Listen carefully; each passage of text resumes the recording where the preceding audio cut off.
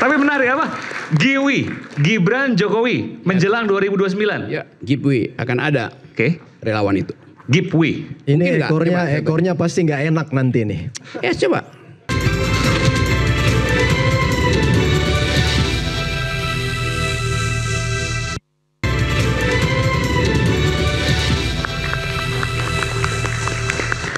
Ya, saya ingin sapa dulu Bung Rocky Gerung, akademisi. Ya, hadir hari ini. Kita beri tepuk tangan. Tadi udah pasang, dengar perdebatan kita, pasang maskernya bukan di mulut tapi di dahi. Saya nggak tahu maksudnya apa. Silakan Bung Rocky. Itu tanda saya perlu poldak. Tanda saya perlu poldak. Obat sakit kepala itu. Tapi hari ini orang banyak sakit kepala. Oke. Padahal dia nggak punya isi kepala, kok bisa sakit? Oke, silahkan ganti nama tuh. Jokowi mania, Prabowo mania, Gibran mania. Tapi penggantian nama itu mengikuti fakta yang sudah terjadi. Kan itu ya jadinya kan. Yuk ganti nama jadi Prabowo mania setelah fakta Presiden Prabowo berkuasa tuh. Atau di dalam analisis pasti berkuasa. Coba kita bikin prediksi tuh. Saya mau jadi dukun yang nujum aja terus nih. Satu waktu kalian akan ganti namanya jadi Giwi mania, Gibran Jokowi mania. Kira-kira menjelang 2029. Gibran akan jadi presiden, Jokowi jadi wakil presiden. Sah secara undang-undang dasar tuh ya? Ya. Boleh. Mungkin gak itu? Boleh. Boleh. Gak ada masalah, oke. Masalah. Karena gak ada masalah saya bikin prediksi itu. Hari ini, pagi saya nanti 2029. Sebentar, biasanya prediksinya Bung Rocky benar terus nih. Saya khawatir juga nanti nih kalau. Nggak, bukan benar terus. Tidak pernah salah, beda tuh. Tapi menarik apa? Giwi, Gibran Jokowi menjelang 2029. Ya, Gipwi akan ada. Oke. Relawan itu. Gipwi. Ini ekornya pasti nggak enak nanti nih. Ya coba. Oke. Coba saya tanya, mungkin apa Suatu tidak? yang impossible tuh. Apa? Sesuatu yang impossible. Oke. Politik sudah dibiasakan, politik is the art of the possible. Ya. Tapi yang ini impossible tuh. Kenapa? Masa Gibran jadi presiden, bapaknya jadi wapres? Politics is the art of attacking the impossible. Saya putar dalilnya. Yang tidak mungkin itu yang akan terjadi. Bukan yang mungkin. You bikin analisis tentang yang mungkin, ngapain tuh? Justru kita menguji dalil itu kalau dia diucapkan tentang hal yang terbalik. Nah itu baru bermutu analisisnya. Sekarang coba kita bayangkan. Emang Pak Jokowi memikirkan apa tentang perubahan tadi? Nerima atau bikin counter attack? Paling enggak counter balancing gitu. Ya. Jadi ini kita nih di sini tuh kayak kiri kanan itu kayak rumah bordil di Seidek tuh di Amsterdam. Tanya sama profesor. Belum pernah. Hah? Bohong loh. Rumah bordil isinya adalah perempuan yang tak bermoral. Definisi dari laki-laki. Tapi gimana kalau laki-laki didefinisikan oleh yang hidup di rumah bordil ini? Lampunya aja atau molang rose itu merah tuh. Merah putih itu Bung Rocky maksudnya. Ya nggak ada soal di situ. Tapi lampu merah artinya red district, red light district, distrik remang-remang. Tapi kita mau bayangkan sebetulnya politik itu di dalam kesubliman definisi itu. Ya Prabowo akan ambil jarak tuh. Ya Jokowi akan nyusun ke apa namanya fight back. Tapi apa poinnya? Demi apa itu masalahnya? Kalau Presiden Jokowi akhirnya dikalahkan oleh kemarin pergantian yang kita bilang radical break, tapi sebetulnya itu partial break bukan radikal. Belum radikal itu. Ya orang menganggap itu bagian dari seri. Tapi yang saya maksud radical break artinya satu kali dalam satu kesempatan terjadi perubahan kualitatif di dalam kabinet dan dalam ide pemerintah. Presiden Prabowo bisa bikin berkali-kali reshuffle. Tapi itu penjumlahan dari partial break. 1000 partial break digabung itu bukan radical break. 1000 bajai dijejere itu bukan mercy. Kan orang nuntut itu. Orang mau lihat bagaimana sebetulnya presiden itu memahami bahwa ada jarak yang makin lebar.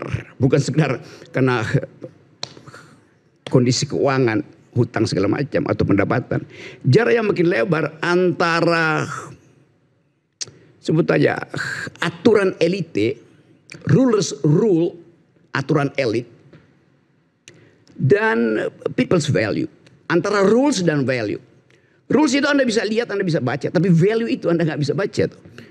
Nah sekarang kita lihat bagaimana people's value itu menjalar perlahan-lahan. Creeping revolution lagi jalan tuh. Ini yang tidak bisa dibaca oleh Presiden Prabowo. Karena itu dia cuma melakukan partial break. Apa tandanya? Artinya wilayah sphere of influence dari Presiden Prabowo makin lama makin sempit. Dia makin eksklusif itu. Seolah-olah gak ada orang itu, maka ditaruhlah orang yang mengusulkan 3 periode. Artinya orang akan anggap kalau begitu Pak Prabowo bersiap untuk 3 periode. Karena itu konsultannya dibuat dari sekarang. Saudara Kodari. Dia namanya bukan Kodari, Doktor Kodari, peneliti, surveyor. Kan itu soalnya tuh. Padahal kita lihat bagaimana dari Indonesia pergi ke Nepal sampai sekarang Filipina itu social media induce revolusi yang diinjus oleh social media. Mampir ke Timor Leste. Itu akan berlangsung terus apa enggak? Pasti berlangsung. Karena ini semacam roh absolut dari Hegel yang lagi menari-nari di atas dan ingin turun. Di mana dialektika itu bisa dihasilkan secara maksimal? Ya di Indonesia. Kita mau coba deteksi itu tuh. Apa yang akan terjadi tuh? Kalau keadaan seperti ini, soal ekonomi macam-macam tuh, social unrest ada di mana-mana tuh. Harusnya ada bara di bawah. Bukan sekedar bara, itu neraka di bawah kita tuh. Dan kita berupaya untuk tahan gak masuk neraka tuh. Ya gak masuk neraka gak apa-apa, tapi kalau masuk sungai lebih berat daripada masuk neraka. Cemplungin ke sungai lebih politisi dicemplungin ke sungai itu akan diingat seumur hidup.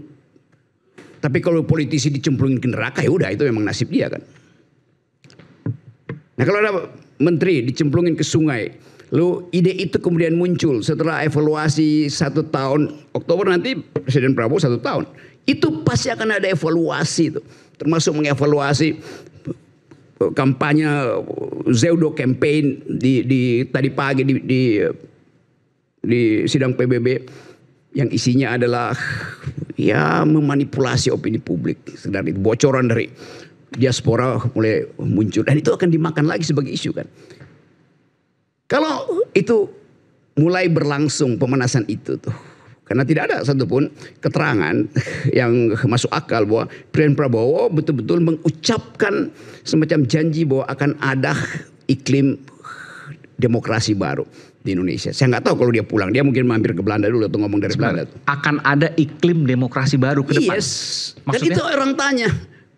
Loh kan ini pertanyaan umum di sidang PBB semua, walaupun tidak diucapkan. Apalagi kalau tidak diucapkan artinya tidak ada komunikasi dengan civil society global kan. Maksudnya gerakan-gerakan yang sekarang kita lihat di Milan, di itu yang Nepal. Ya iya itu. Kan di forum internasional yang mestinya Prabowo deal sesuatu di situ tuh. Bahwa Indonesia tidak akan jadi Nepal. Kenapa? Karena kali Ciliwung tidak boleh dikotori. Tidak boleh dikotori oleh menteri-menteri yang mau dilempar ke situ. Dengan cara itu aja orang, oh ya bagus Presiden Prabowo mengucap. Tapi nggak ada semacam keberanian untuk mengucapkan janji etis itu. Bahwa tidak akan ada menteri dicemplungin ke Kali Ciliwung di Jakarta. Itu udah, kalau itu tanda bagus betul kan. Karena kalau menteri dicemplungin ke kali Nepal itu, ya anak-anak muda Nepal bilang, kami tidak melanggar hak asasi manusia. Kami hanya melanggar undang-undang perlindungan sungai. Jadi kotor sungainya. Ini yang kita sebut sebagai, cobalah mulailah rakyat bersuara, buka perspektif untuk bicara hal semacam itu, bukan yang remeh-temeh ya, mau barak ya, mau segala macam tuh. Ngapain? Demi apa poin itu? Kita mesti lihat kepastian bahwa Presiden Jokowi tetap diincar oleh public value itu karena dia bagian dari rule yang panjang. Bagaimana Presiden Jokowi bersembunyi nanti? Dia hanya mungkin bersembunyi, tidak mungkin bersembunyi pada Prabowo, tidak mungkin bersembunyi pada Kodari. Dia hanya bisa bersembunyi kalau yang menyembunyikan dia adalah Gibran. Artinya Gibran mesti jadi presiden supaya seluruh isu fufu-fafa, ijazah Jokowi palsu segala macam, utang yang mesti ditagih, beban hak asasi manusia itu hilang. Kan begitu. Apa yang membuat Prabowo nggak bisa Pakai ini. Gini. Apa yang membuat Jokowi akhirnya merasa Prabowo tidak perlu melindungi dia tuh? Karena dia tahu pada akhirnya dia akan dicicil itu. Yang penting pastikan aja bahwa Jokowi hanya akan selamat kalau Gibran jadi presiden. Bahkan lebih dari itu kalau Jokowi jadi wakil presiden. Oke.